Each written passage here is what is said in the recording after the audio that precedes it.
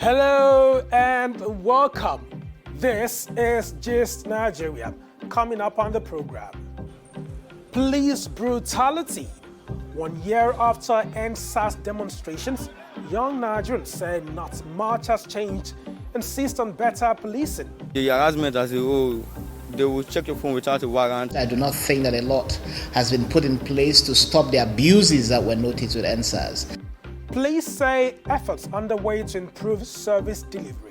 I am glad to report that the current Inspector General of Police has made a very strong commitment to hold policemen accountable. Also, emerging sport. Experts call on Nigerians to explore opportunities in e-gaming. Plus, up-close Nigerian UFC fighter Israel Adesanya shares incredible personal story. And my name is Modupe at TVA. Check me out. The tech enthusiast helping female entrepreneurs learn blockchain technology.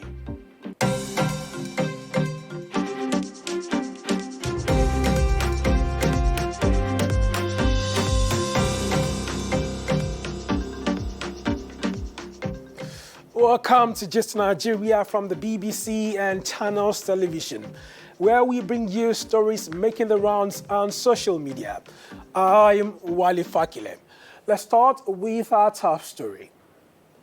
A year ago, Nigeria witnessed arguably the largest youth demonstrations in its recent history. Young people took to the street to protest against alleged police brutality. But unlike earlier demonstrations, they were determined that the police be reformed and the concerned unit disbanded. In this report, Gist Nigeria's Aneta Felix goes back to the street to find out if the demonstrations yielded any results and if young people feel safer today than they did a year ago. Locked hair, mobile phone in hand, laptop in the bag. Eromosele Adene typifies the Nigerian youth, sometimes profiled as a cyber criminal by law enforcement agents.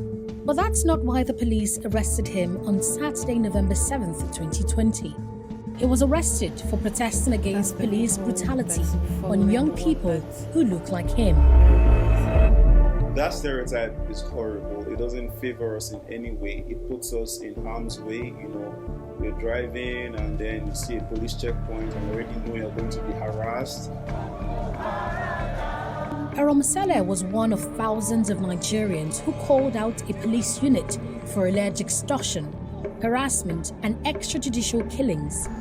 That unit was known as the Special Anti-Robbery Squad, SARS. By October 2020, one more viral video of an incident in Delta State seemed like the final straw that broke the camel's back. The outrage online was fierce. Over 48 million tweets shared stories of SARS brutality with hashtag ENDSARS trending furiously from October 5th to 14th. When the conveners moved the protests to the streets, the movement grew even bigger. On Sunday, October 11th, 2020, the former Inspector General of Police, Mohammed Adamu, disbanded SARS and in its place created a new unit called the Special Weapons and Tactics Team, SWAT. By that time, the demand of the protesters had evolved from just a clamor to end SARS to a 5, then 7-point demand for a reformation of the Nigeria Police Force, among others. These demands included release of arrested protesters, justice for victims of police brutality, prosecution of erring police officers, retraining of ex-SARS members, an increase in salary for police officers. 1 year later, rights lawyer and activist Harrison Gwamishu doesn't think these demands have been met.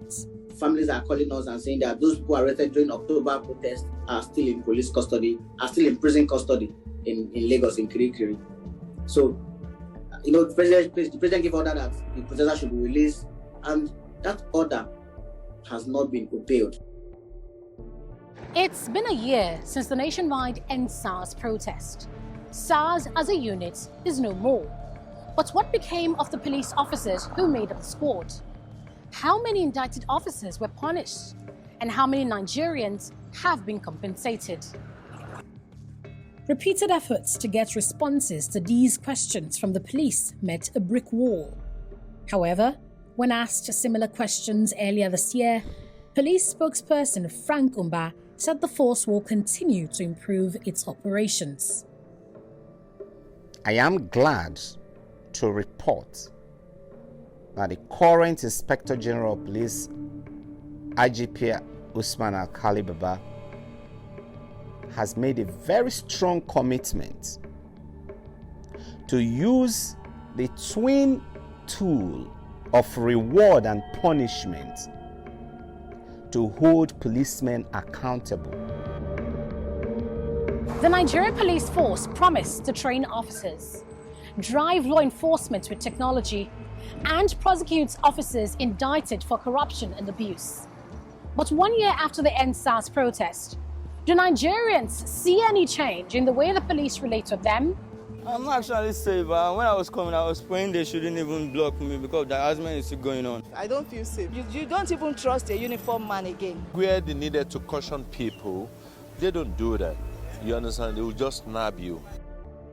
While many views from the streets may paint a grim picture of the impact of the ENDSARS protest, Executive Director at Civil Society Legislative Advocacy Center, Musa Rafsanjani, believes the demonstrations brought the issue of police brutality to the front burner. We have been able to have a response unit within the police, which Nigerians can actually report through writing, through text message, through WhatsApp, through email, through physical appearance. Social crusader Aisha Yusufu, however, sides with the streets. There hasn't been prosecution of the police who had killed protesters and who had committed all sorts of atrocities before. Citizens are still waiting to see that happen. While the protests raged on last year, the federal government ordered states to set up judicial panels of inquiry and invited Nigerians to submit petitions to be heard. The Lagos panel is expected to submit a report of their findings before the end of October. It's not just a question of making compensation payments to people. It's also bringing to an end the system that allows for these injustices to happen. So I worry that, yes, there might be even token payments, but the reality would be that the institution has not shown an indication that it will change. The National Human Rights Commission is the government agency that responds to rights violations in the country. The commission had also set up an independent panel to investigate police brutality. We received 296 petitions. 166 have not been heard. I actually would tell you, based on the facts on ground, that we will be sitting even up till probably the first quarter of 2022. Chairman of the Senate Committee on Police Affairs is confident that through legislation, a total reformation of the police force would happen, but not overnight. This administration have achieved some miles by enacting or by assenting to the act that give birth to the police trust fund, which give them an extra or special funding from revenue deduction. The ENDSARS protests have without doubt snowballed into calls for wider police reforms and justice for victims of police abuse.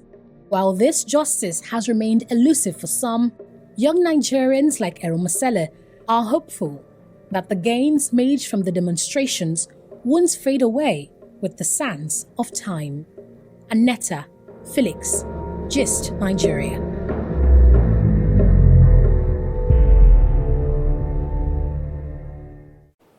Well, the police have been under spotlight all over the world. We hope the Nigerian police continue to improve their service efficiency.